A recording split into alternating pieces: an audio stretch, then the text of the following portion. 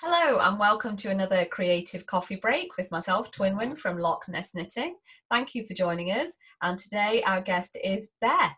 So Beth, would you like to tell us a little bit about where you are and what you do? Sure. Yes, well, I'm at home at the moment. Whereabouts is home for you?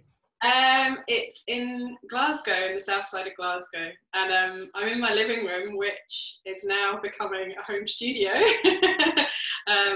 The other direction you can't see is full of art materials. It's getting a bit crazy in here, but lots of fun at the same time. So yeah, my name is Beth Farmer. I'm a multidisciplinary artist, and I guess the main way that I express my creativity is through facilitating workshops for other people.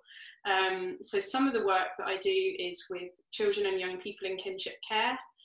I've been doing that for some time now, and yeah, so I do a sort of mix of directive and non-directive work. So that's really nice because sometimes it's just a case of putting out some art materials in the room and seeing what comes out. And other times I get to plan really nice little sessions for the kids. So yeah, recently we've done tie-dye t-shirts, which are a total hit, and yeah, also had a play around with some spray paints. We actually used the sort of non-toxic ones, which are acrylic paints. So yeah, I didn't even know they existed actually, but yeah, that was quite good to try those out because you can actually use them indoors, which is really fun. Yeah, and I guess so my own sort of artistic practice runs alongside that, focusing on textiles and more recently photography. I've been part of the Oral Textiles project for a couple of years now. At the moment I'm kind of putting together my home screen printing setup, textile printing setup. So I've actually got a yoga mat pinned to the table with fabric pins on top of it. So yeah, you don't need lots of fancy equipment. This is one of the prints that I made last week, just really as a test. So this is actually so the project is all about using sound as a starting point for pattern design. So this is actually a squeegee noise, and this motif here is taken from a spectrogram of that noise or sound. So yeah, and then I've just been working out how to do a repeat without a big registration bar and print table. So yeah, that was really fun to do. Yeah, and this is the thing that I printed most recently before that. So this is also part of the Oral Textiles project. So collaboration that I'm doing with Marie, who is a painter and weaver. We've done a few painting sessions together, and one of them we did in October. So my theme was the sound of rain, and I did some paintings during that session, just very experimental, just playing with the paints and the brushes, really just having some fun. And then I selected some areas which I really liked, and I guess my process then is to kind of photograph those, image trace them into Illustrator, and then create motifs essentially. And this is quite detailed. So we've got 3 different motifs here and printed in 3 different colours. So the way that you would then get that as a digital image is pop it into Illustrator and do an image trace, and then you can print that out onto tracing paper and then make up a screen using the sort of traditional screen printing screen preparation technique. So yeah, that's how that's done. So that was really fun to print, really enjoyed that. Yeah, and I guess this year I'm also wanting to explore my kind of passion for photography. So I came to Glasgow originally to study photography, and I've just started a project called Nothing New. So just went out and took photographs for the first time last week, and really that's all about photographing the everyday and finding fascinating things. And I think just really challenging myself to find interesting things to photograph in my local area and environment. I guess the things that inspire me really, I really like to photograph architectural spaces. And I think the reason for that is I like the lines and lots of patterns. And obviously we've got amazing architecture in Glasgow, so plenty of inspiration here. And I'm also inspired by colour. So yeah, I'm looking forward to kind of working on that over the next few weeks and months. I'm fascinated and quite impressed by the way that you move between, you've mentioned photography, printing, painting. Do you find them to be separate mediums to work with, or do you find them flowing and influencing each other? I think all the work that I do kind of feeds into and informs the kind of facilitation work that I do creatively. So I think there are definitely overlaps. Certainly it's like second nature for me to like photograph something and, you know, see a pattern in something, and then think, oh, I want to screen print that. So I guess that's where it, you know, the photography and the screen printing definitely tie together.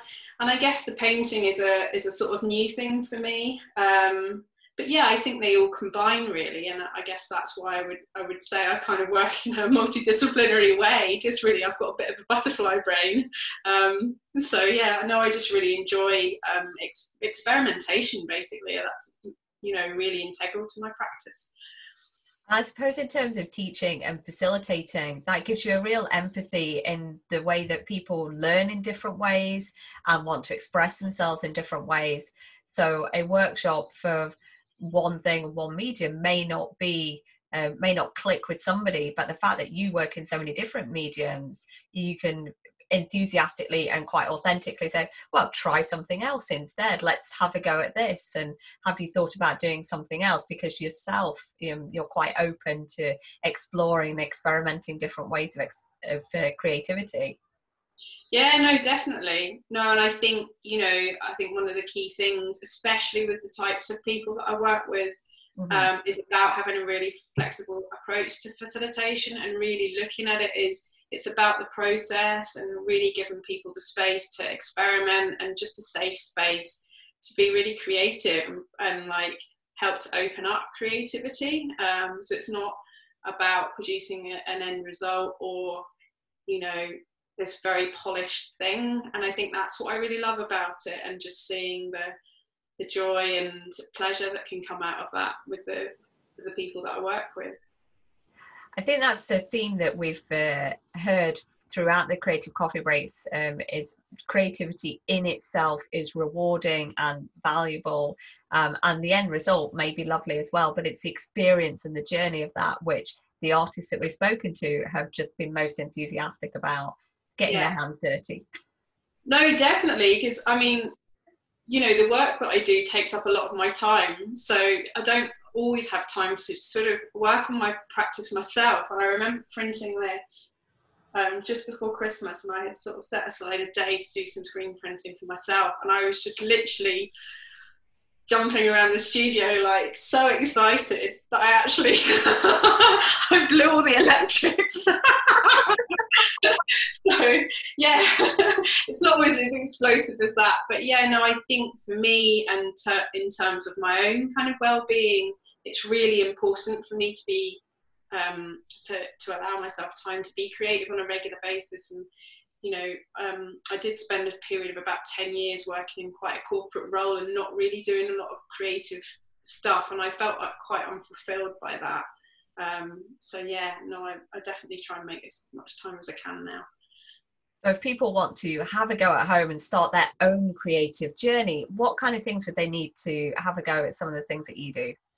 So yeah, you can actually, I think it's a bit of a myth that you need all this fancy equipment. You can work with paper stencils, and actually this is just cut out. So I printed this out, A4 sheet of paper, and cut out with toenail scissors, basically. So, and then I've printed it. The tricky part to printing this is the placement of the repeat, actually, because once you start to print, you can't see through the screen and where you're printing.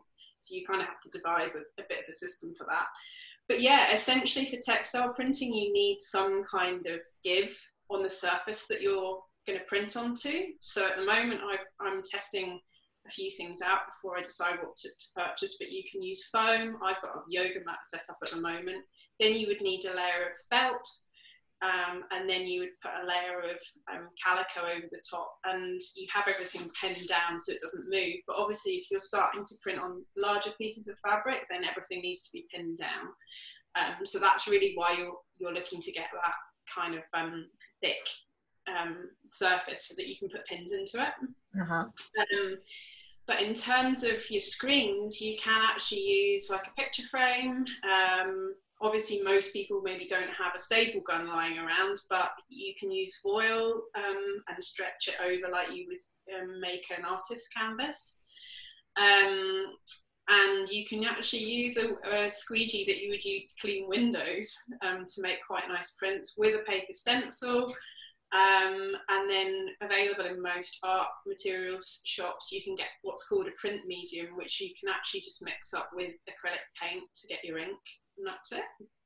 Excellent. That sounds like a lot of fun. I'm definitely going to have a go at those. So if people want to have a look at some more of your work, where can they find you? Sure. So my Instagram account is Beth_Farmer_, and I have a website as well, which is beth-farmer.co.uk.